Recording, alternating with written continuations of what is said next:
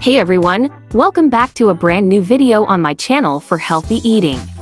Today's recipe is super nutritious, but heads up, it's not low calorie. Remember, just because food is healthy doesn't mean it has to be low in calories. This recipe falls into the healthy but not low calorie category. I actually only make this dish once a year, and that's when pumpkin season rolls around. I wanted to share it with you because it's packed with nutritional benefits, tastes amazing, and would make an impressive dish for any guest table. The smell is just mouth-watering, and the preparation is really easy. So let's jump into making it. I'll show you the ingredients, the calorie count, and protein content just like you're used to seeing on my channel. I didn't include the full calorie count from the pumpkin since we usually just eat a small portion of it with the rice, and the rest becomes a soup. But if you want to eat more pumpkin with the rice, you can calculate the calories accordingly. Pumpkins come in different sizes, but I got a small one here so we don't need to use a large amount of other ingredients. Oh, and fun fact, every country seems to have a different name for pumpkin. We call it kara, while others might call it yukteen. Let me know in the comments what you call it in your language. It's always fun to learn new names. Step 1. I am going to cut the pumpkin. You can shape it any way you want, round, or like this shape I'm making here. Now, I'm carefully inserting the knife all the way through. As you can see, I'm wiggling the knife a bit to help loosen up the top so I can remove it. And here we go, the top is off. Now, let's start cleaning it out. I prefer to start by hand, it makes it easier, then I use a spoon to scoop out any seeds or stringy parts inside. So, it's better to make the opening a little bigger, so it's easier to clean.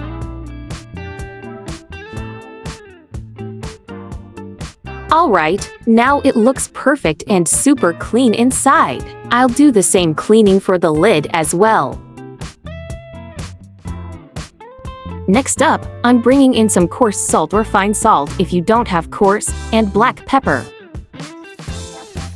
I'm going to mix them together and season the inside of the pumpkin. I'm adding a good amount of salt and pepper since the pumpkin is a bit thick and needs that flavor boost.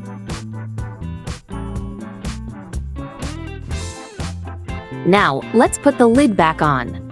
You might need to twist it around a bit until you find the right spot. And there we go, it's perfectly aligned. I've soaked the rice, letting it sit while we finish cooking the meat and preparing everything else. Now, let's get to the butter. This dish honestly gets better with more butter, but I'll stick to this amount to keep it balanced. As for the onions, I've sliced them into thin strips. This recipe really loves onions, the more, the better. I'm adding the onions to the pan now and cooking them just until they soften up, but not to the point where they turn golden brown.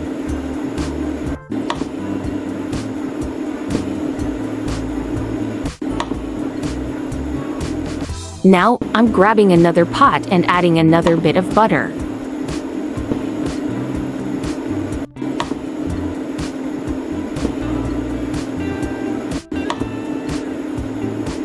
Waiting for it to get really hot.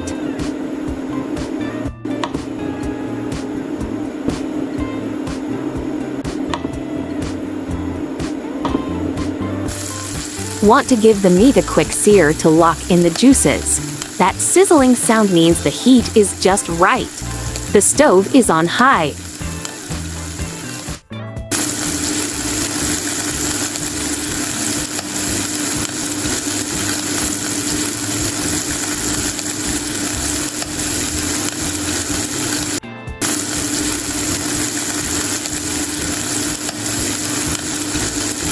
I added the 7 spice mix and a bit of turmeric to the meat for extra flavor.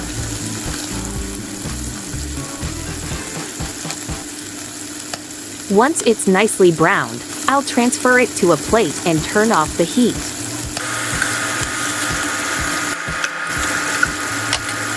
In the same pot, with the heat still high, I'm going to start by adding a layer of onions at the bottom.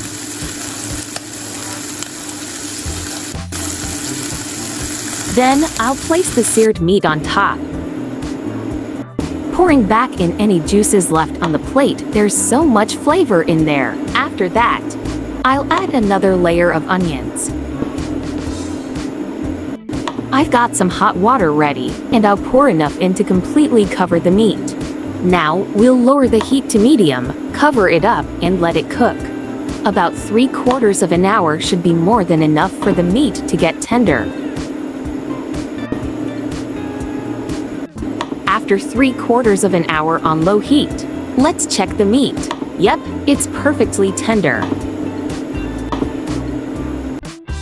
Now, I'll turn off the heat and get started on the rice. On high heat, I let 3 cups of meat broth to boil.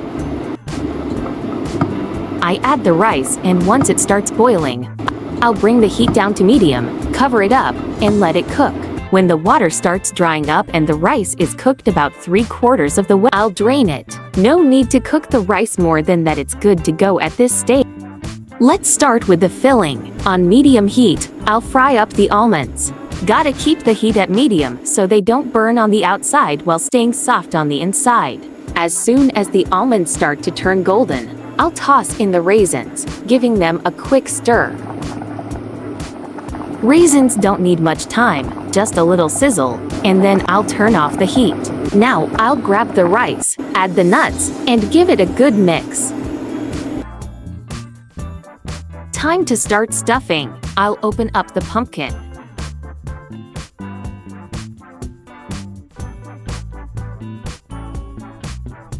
And start with a layer of meat, followed by as much onion as I can fit in there.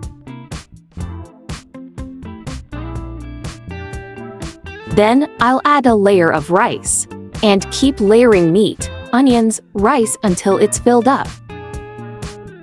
Press it down a little.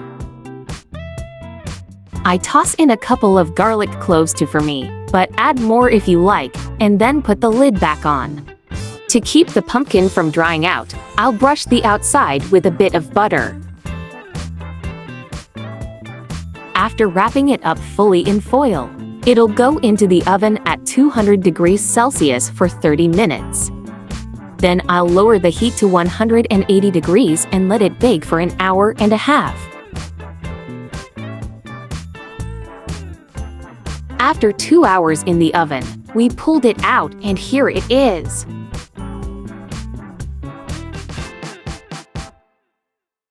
Time to open it up and slice it.